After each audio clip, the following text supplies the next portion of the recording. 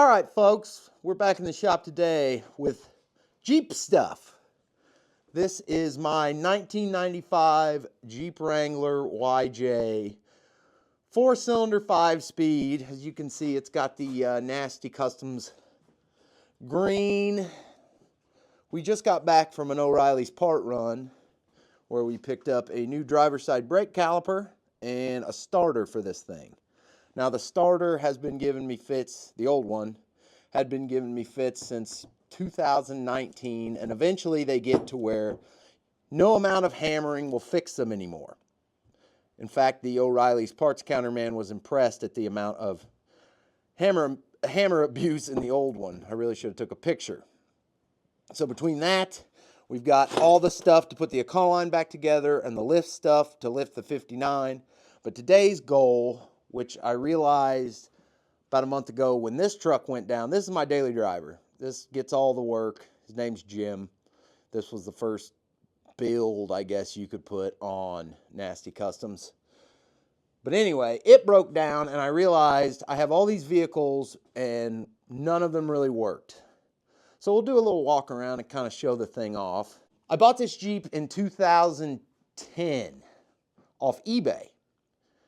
This is the first vehicle, and hopefully last, that I ever took a loan out on. This thing cost $6,000 back then when I bought it. Now, it came with new tires at the time, a hard top, a soft top, and a fresh dealer-installed engine because the previous owner had fried the old 4-cylinder when apparently he was towing a trailer from Michigan, which was where he was located, as you can see by the Detroit dealer tag, to Florida, and he left his parking brake on. So it had a fresh dealer installed 4-cylinder. Now, when I got the Jeep, it had 70,000 miles on it. So now it's got 131.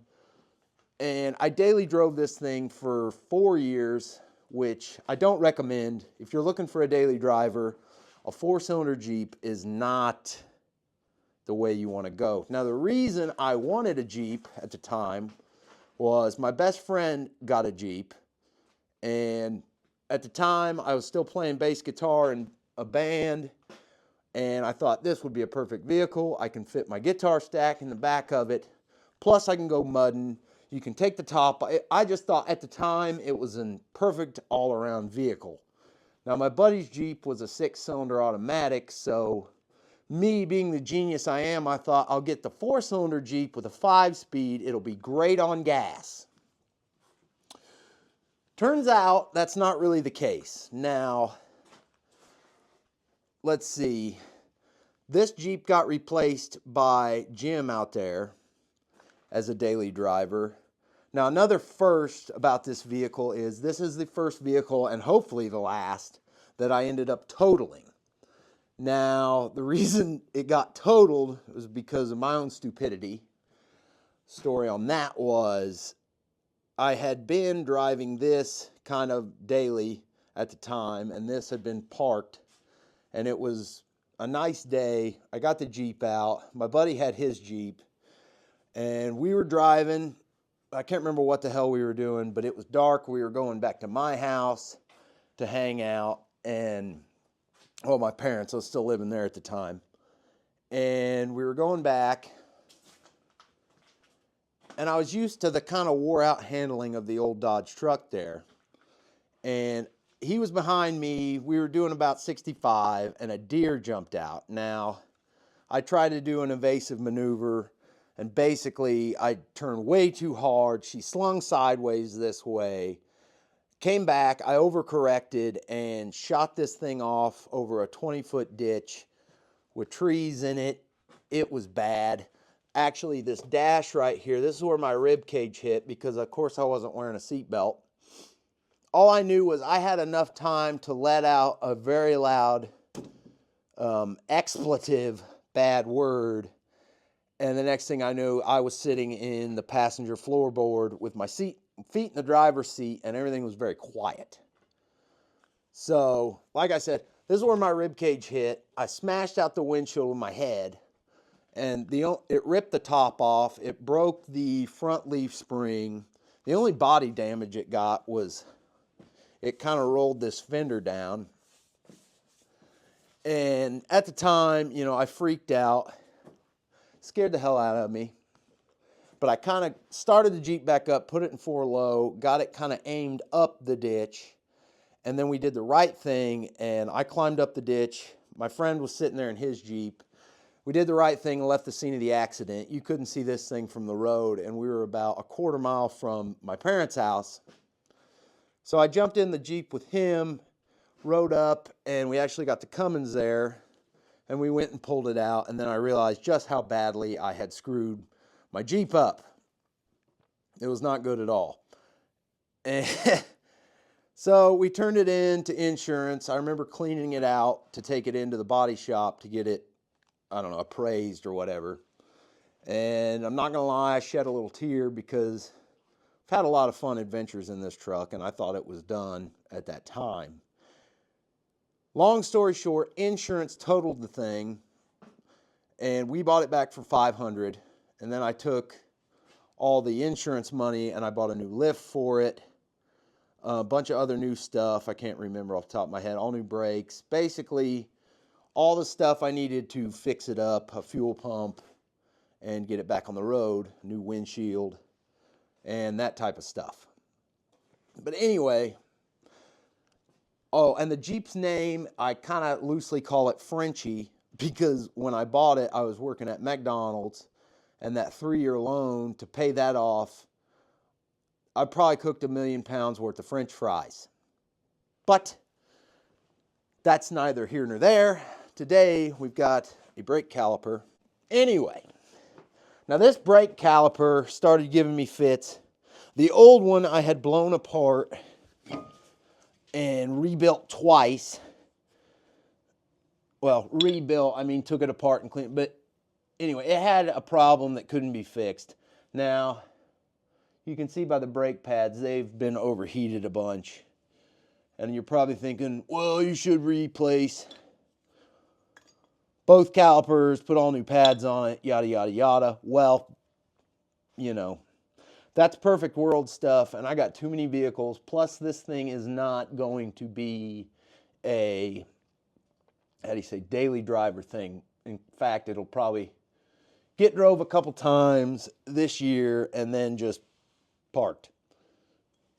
And it'll sit around as a backup for when next time Jim decides he wants to take a break. This thing will return to the road. So I went to O'Reilly's. I think this thing was $30, maybe something. It was not bad. But anyway, I was driving this Jeep. I was daily driving this Jeep for work back in 2020 when that whole thing went down. Everybody knows what I'm talking about, and I don't want to say the word because YouTube is weird about certain words and not saying them. But anyway, 2020 happened. I was an essential worker, which basically all that means is I didn't get any vacation. And I was driving this Jeep, and I remember my spare tire cover says zombie apocalypse response vehicle, yada, yada, whatever. And I remember at the time thinking, is this funny? Yeah, should I take this off? Because, I mean, I'm talking early in 2020 when, you know, before we all kind of came to the conclusion it wasn't as big a deal as it seemed. It started developing, like the starter started to go out on it, which it got from where it was have to hit it with a hammer, you know, here and then, to hit it with a hammer a little more. And then finally it got to the point, like last year, I think I drove this thing. Basically, if I went to go visit my family, because this thing had no starter, I had a hill out back here that I could start it on, and they had a hill at their house. Like I said, I daily drove this thing for 4 years, and I never want to daily drive a 4-cylinder Jeep YJ. Again, if I can help it. Now, that's not to say I won't, just because life's funny like that. Now, if you've never drove a 4-cylinder Jeep, they're really an interesting experience. And what I mean by that is, okay, so put yourself in this situation, right? You're on the interstate. Now, I was a mechanic at the job I was at in 2020, and I had to keep all my tools in the truck. I had to bring my own tools, basically. So this thing always had about at least 400 pounds of tools in the back of it. Now, put yourself in this situation. You're on the interstate, right? You're driving to work. You go to pass a semi that's, only doing like 62 miles an hour. So you think, I've got this one. I can do it.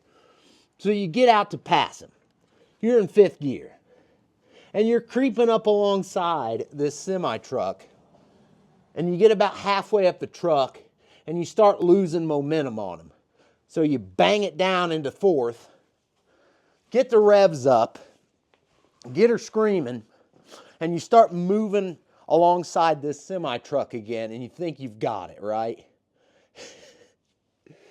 Well, and then the next thing you know, you get about neck and neck with him, right? And then you get to that wall of air that he's pushing in front of him. And as soon as you hit that wall of air, you stop moving completely.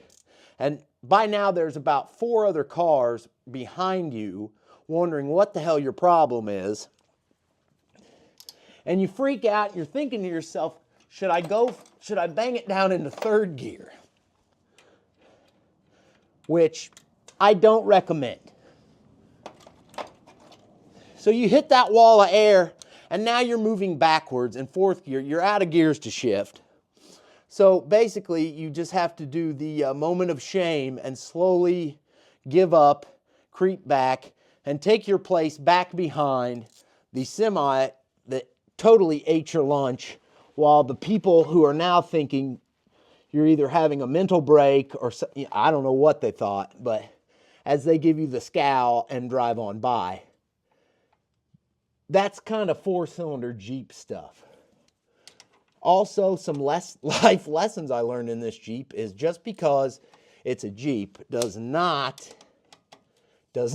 mean you will not get stuck. If I had a nickel for every time I've had this thing buried to the frame in some of the worst places to do such a thing, not only that, at the worst times.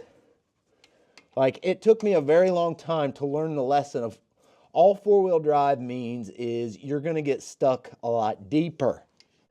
There's some other issues this Jeep has. Like I said,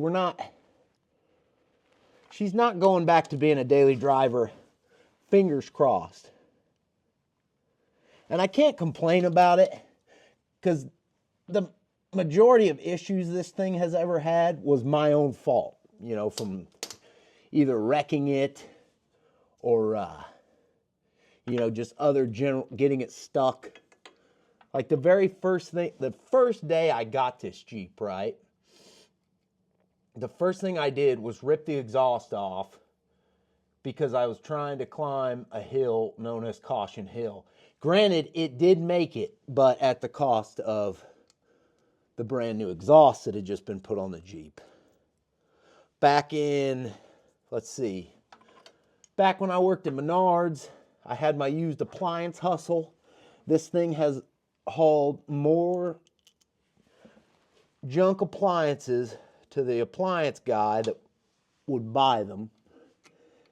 It was not uncommon I had a little 4x8 trailer, so it was not uncommon for me to have that thing hooked behind this, and when the top's off, you can stand a full-size refrigerator in the back, or, one washing machine or dryer. So it's hauled more appliances than, I don't even know.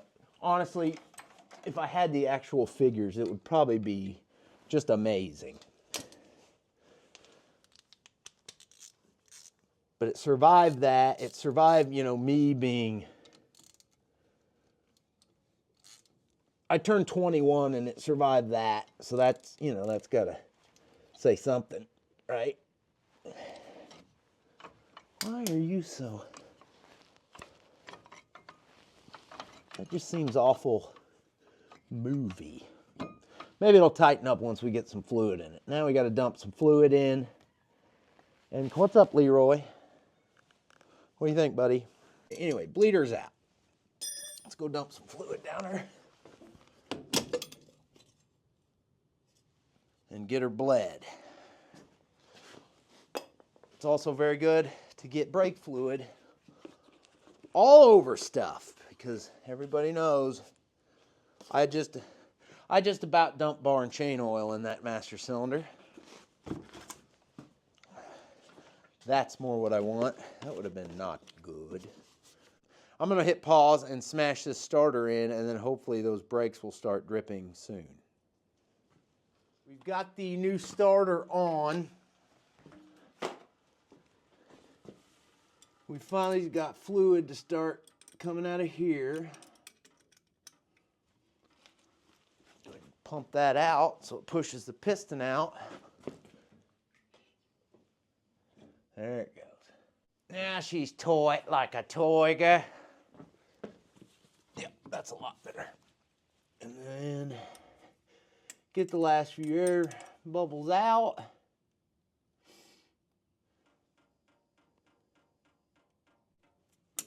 Not too tight. I've always been bad about that. It took me a long time to learn that bleeders do not have to be very tight at all. Ask the Econoline. Oh yeah. Now, if you see, watch that master cylinder. That is the rear container kind of spraying back up. I'm going to ignore that.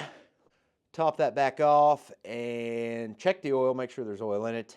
And then we'll fire this pig up because, like I said, the new starter's on. And hopefully all that will be left to do to this is throw some gas in it and drive it back out to the back shed. And then it's going to be time to move Jim and get that Econoline back in here, hopefully without too much consternation. Again, these are the cheapest, most terrible battery clamps money can buy. Put the wheel back on, then we'll fire this thing up and we'll take it for a little joyride back to the back shed where it shall remain, hopefully forever. I don't know. I don't know if I'm going to get the plates current and to date on it. It's like I said, they did go out in 20. In the great state of Illinois, it is not cheap. Now, granted, I guess this would qualify for the old car plates, which also went up. They used to be 25 bucks a year. You can only drive from, I think, April 1st to November 1st, but you can drive unlimited. I think now they're 50. At least they were 50. They're probably higher now because that's the beauty of the place in which I live. But it's only about 30 degrees today, which ought to be a good time. Get up in there, bub. Get up in there. Let's go for a ride. Yeah, you hate the Jeep, but let's go. Come on. You're getting old, bud. You can do it. You can do it. You want to try the back? Come on, old man. There you go. He's not a big fan of the Jeep because, honestly, it scares him. He doesn't like the high rate of speed or getting thrown around in the back. I haven't tested it yet. Don't know if it's even going to start. Hopefully that new starter will do the thing. You can see the custom touches. You want to roll the dice and go four-wheeling. I don't remember where that came from. I think I found it. I got a 12 ball because it's what I had. I've got a Black Sabbath CD because that's all you really need. And a Volkswagen Beetle rear view mirror because I got tired of them falling off the windshield. What do you think, bub? Is it going to make a noise it hasn't made in years?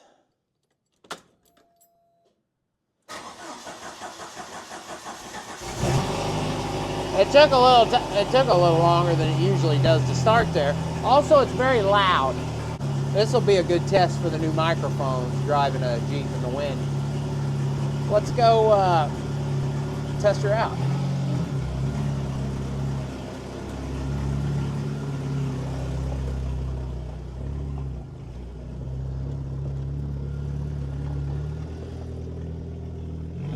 Brakes could use another bleed, but they are present and accounted for, which they did not used to be.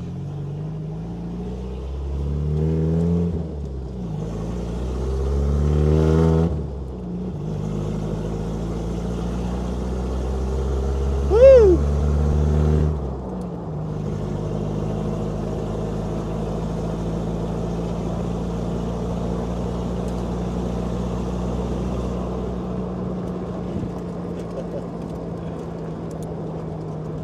All right. Actually, hang on.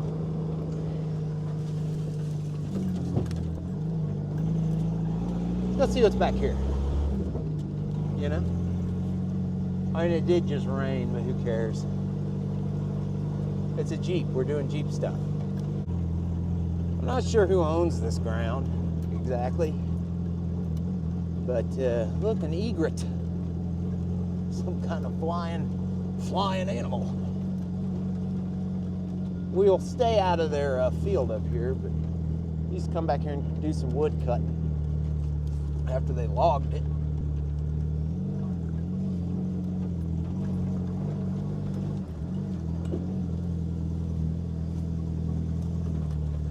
Does this even go anywhere?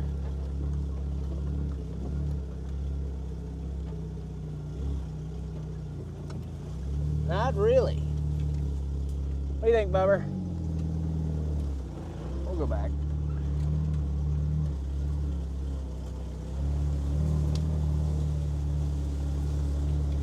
All right, well, this is going to conclude the Jeep adventure. It was nice to introduce it to the channel a little bit. But I think right now we're going to take it back, put it in the shed, and hopefully only have to bring it out for fun things. Not because Jim is broken and I need something to drive. But we're going to go back and get that Econoline pulled in and get it going, because we're halfway through our week off work, and the goal is to have the 59 body off the frame and this, which is done, running, and the Econoline running. So I think that's going to do it for this one. As always, thank you for watching. Subscribe if you want to kind of follow along. To all those who leave comments, I will respond, and I love you for it, because your comments and hitting the like just helps the channel and helps these old pieces of junk keep moving. Thank you. She's fixed and back in her hole. I think this thing's time is coming. It's gonna have to get it out for the year. Ready to get out of there? Also, anybody want to buy a soda machine? Works great, $100. Come get it. I don't think I could ship it.